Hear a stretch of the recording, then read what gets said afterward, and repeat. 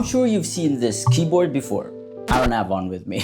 It's probably the most famous Hall effect keyboard out there, or at least the one that made rapid trigger keyboards popular. At its peak hype, I almost bought one, but it's too expensive. So today, I'll show you 5 more affordable, but I don't know if it's better, Hall effect or rapid trigger keyboards, whatever you want to call them, ranging from less than $50, yes, that cheap, to around $200, which is still $7 less than booting.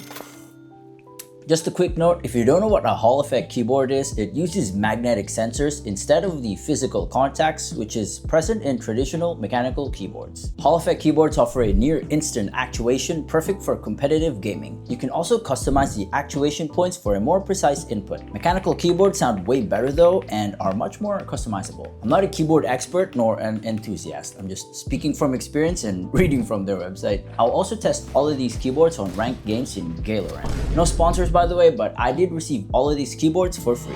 Let's start with the company that sent me these cool keycap pullers. The Keymove T68C, which sounds like a power armor from Fallout. It came with braided cable, a keycap puller, a paper, and that's it. And of course, the keyboard. My first impression upon unboxing, it's so light and plasticky.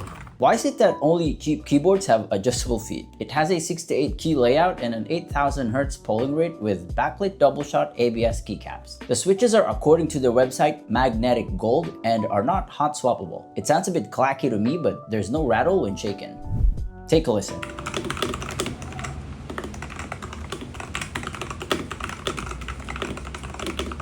The RGB looks okay, but is a bit dim in my opinion. I think this is the only colorway available currently too. Here's the keyboard layer if you're curious, and this thing weighs only 534 grams. The keyboard uses a web-based software where you can remap the keys, macros, lighting, actuation point, calibration, etc. You cannot change the polling rate here either, and SOCD is not available. Despite it being so affordable, this one has the most gaming keyboard feel for me since I grew up using cheap plastic keyboards. Cheap might be too harsh of a word, but whatever. And this felt so familiar to me. Using the adjustable feet during gaming felt so unnatural though, so I don't bother changing the height. And on the topic of gaming, this keyboard is where I perform the best, even though I haven't played Valorant in a while, ending the game on a win as the team's MVP, which is rare.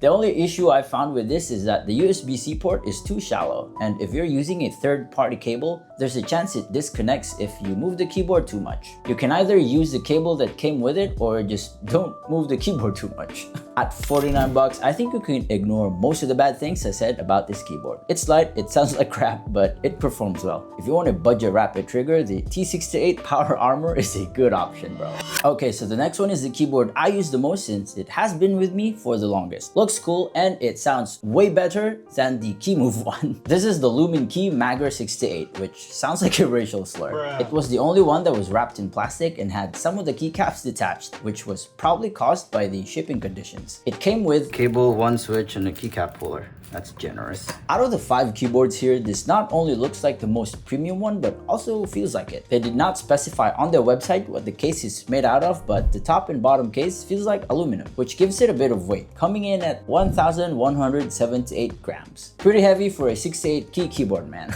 This thing came with a hot swappable Gateron magnetic White Pro switch, and the plate-mounted stabilizers were lubed upon arrival too. Another thing that makes this keyboard unique is that the custom PBT keycaps are made in collaboration with the Aloha KB team. I don't know who they are, but awesome job on the keycaps. The custom keycaps are also different within the 3 colorways, which makes it even cooler. There's a professional version too, which is a bit more expensive, but I heard it sounds better than this one. I don't have that model, but take a listen to this one.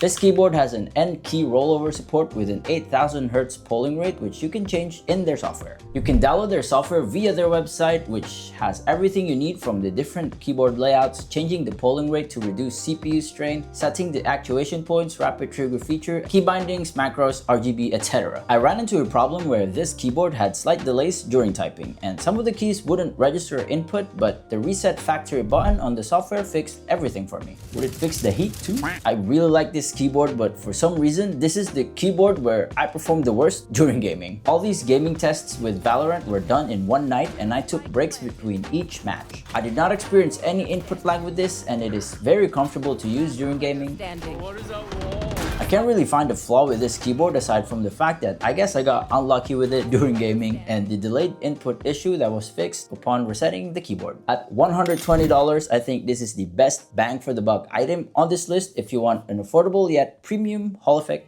keyboard. Nor died, holy shit. Now we're getting into expensive keyboard territory, for me at least. This is my current main Hall effect gaming keyboard, the EPOMaker Mag468. So in the box we get 3 extra switches, a keycap puller, a braided cable, an Allen key, and the keyboard itself. Ooh. Like the first two wired 65% keyboards, this has an 8000 Hz polling rate as well, but is slightly lighter than the Mag468, coming in at 1100 grams with the premium CNC aluminum case. The slight dip at the bottom looks a bit trippy to me, but whatever. The switches are Gateron Magnetic Jade Pro switch, which are also hot swappable. The keycaps are double shot PBT, which feels quite smooth, but I'm not a fan of the font though. But I'm a fan of how it sounds, dude. Take a listen.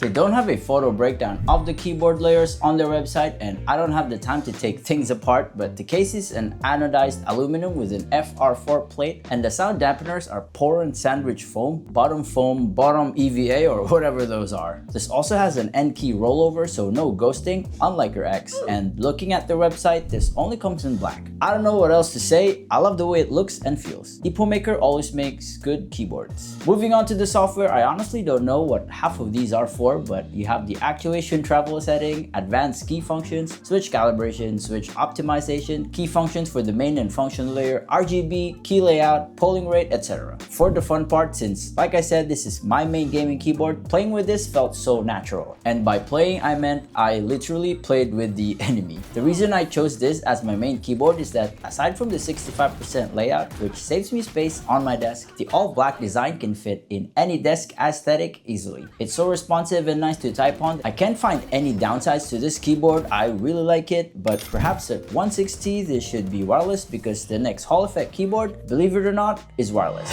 This next keyboard is actually my editing keyboard because aside from the cool yellow accent it has, which I'm a fan of, it has a freaking metal knob, dude. This is the Limokey P1H, which is the only wireless keyboard on this list, but honestly, I mostly just use it wired. This so far has the best unboxing experience, greeting you with a quick start guide, another paper, the white braided cable, the white extra escape key, 2 screwdrivers, an extension dongle, whatever it's called, the receiver, and a puller. Then there's the fantastic keyboard. Oh! This 75% keyboard is available in black or white with the pre-lube Gateron double rail magnetic nebula switches. Wow, that's pretty long.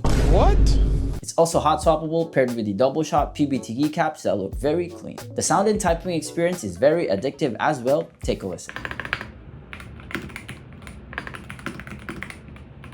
The case is full metal aluminum, which is why it weighs 1600 grams, and the built-in battery contributed to the heavy load, I assume. It also has a mirror polish strip underneath, which I even forgot that existed. What is the purpose of that, honestly? This is also the only keyboard on the list with tri-mode connectivity. Yes, it has Bluetooth. If I'm not mistaken, this is the Hall effect version of their P1 Pro. The reason why it's such a well-built keyboard is apparently Keychron owns this brand, so that explains it. I love this keyboard and I'm contemplating whether I should put my blank ceramic keycaps from Serachi on it.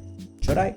Heading over to the web-based software, it has everything you need from changing the actuation distance, keybinds, and even a gamepad analog mode. Like the other softwares, you can change your key maps here and the LGBT light settings. I think this has the least customizability for RGB. Then you got the macros, firmware updates, key test, etc. Not only does this keyboard feel great for editing, but it also performs well during gaming. I had an absolute blast with this, although I much rather prefer a 60% keyboard for gaming since it gives me more room to swing. This thing feels good to game on and even landed me another spot as team MVP, although we lost the game. If you want an all-around keyboard for work and gaming, I would highly recommend this one from Limokey. This is literally the keyboard I edited this video with. The few downsides I found with this, aside from the 1000 Hz polling rate, which I honestly can't tell the difference from an 8K, are that the 2.4 GHz dongle has no physical compartment on the keyboard. I know it's too heavy to be traveling with anyway, but a simple hollow compartment for a dongle would have been great. Lastly, the heaviest and most expensive keyboard on this list, another one from EPOMaker, the MagCore 87. I don't know about you, but the transparent keycaps kind of remind me of a Lego brick. Out of all the keyboard boxes here, this one has the least gaming design looking packaging. The keyboard itself is a complete opposite though, and it comes with with 3 extra switches, replacement keycaps for the transparent ones, a puller, and an Allen key, a braided cable, and of course, the paper. This TKL keyboard has 88 keys with double-shot PBT keycaps, and uses the K-Box inductive switches that produce a pretty cool RGB glow, especially through the transparent keycaps. I'm not a fan of how it sounds like, but it sounds pretty decent too. Take a listen.